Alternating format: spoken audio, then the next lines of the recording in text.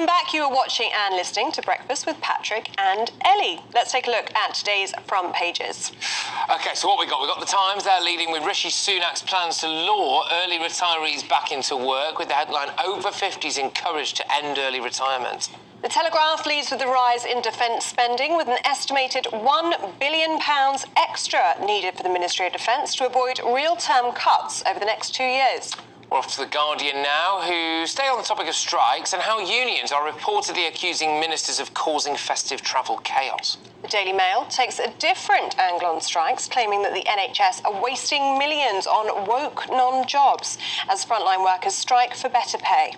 Finally, it's The Mirror, and they lead on what we can expect from King Charles's first Christmas speech, with the headline, always close to Momo, which is tender, emotional. Yeah, and it will be emotional, I think, for many people, and you're going to be watching it at 3 p.m. tomorrow. 3 p.m. tomorrow, 3 p.m. everybody, and I found out today, I was today years old when I learned that was because traditionally it rides across the empire, that was a time when most people would be up and about, basically. Yeah, so it has been that way for 90 years. It has been that way for 90 years, which is remarkable that I've only just found that out. Anyway, time to go through the papers now, and joining us to do that is the editor of Spiked, Tom Slater, and journalist and playwright Emma Burnell. Where are we starting? Emma, we're starting with you and BBC Traitors, but I've also realised I'm really rude and I shouldn't have offered you a mince pie. No, I won't. You're being sensible. I've been full of chocolate backstage, so treat yourself. Yep.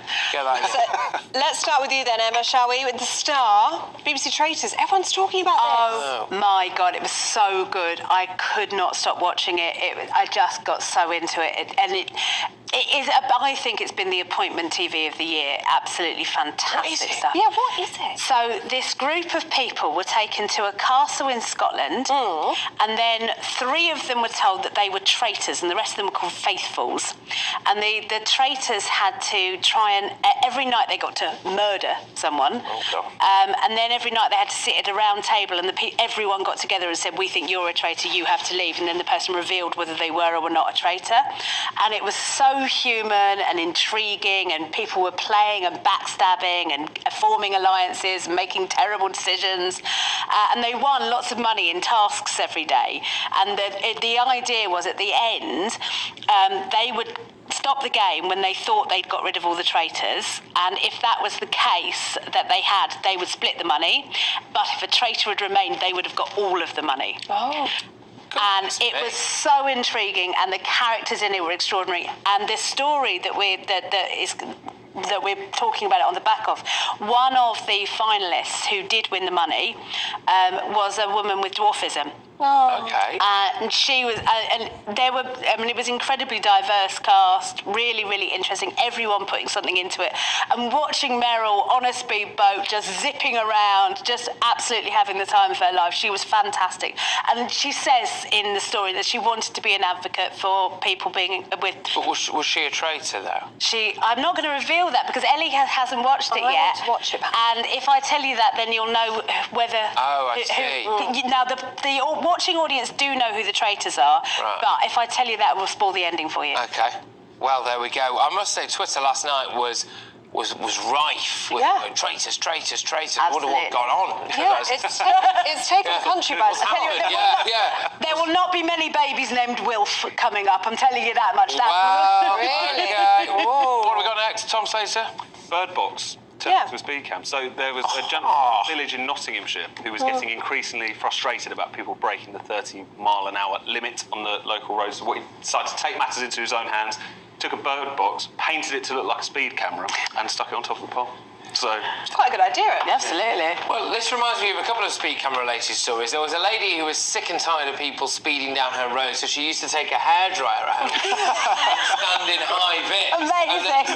And people would slam the brakes on, and it was fantastic. But there was also the rather elderly chap who was unfortunately told he didn't necessarily have long to live, who did a bucket list, and one of them was to moon a speed camera, and he got arrested for it. Oh dear. Yeah, there you go. So was being arrested also on his bucket list, though? Definitely not, actually. Definitely not. Have we got time for one more?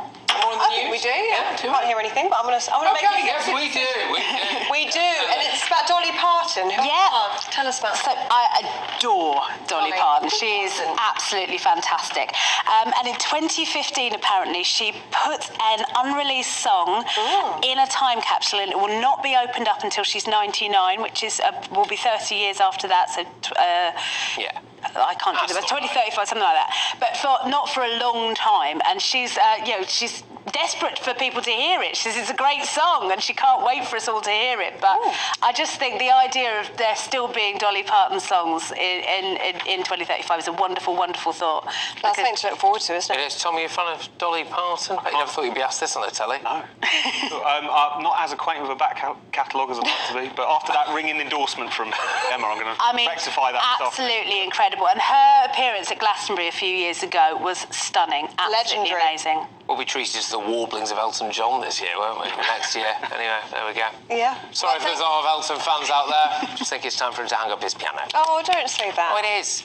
No, his voice still sounds the same, though. It still sounds very good. No, don't think so.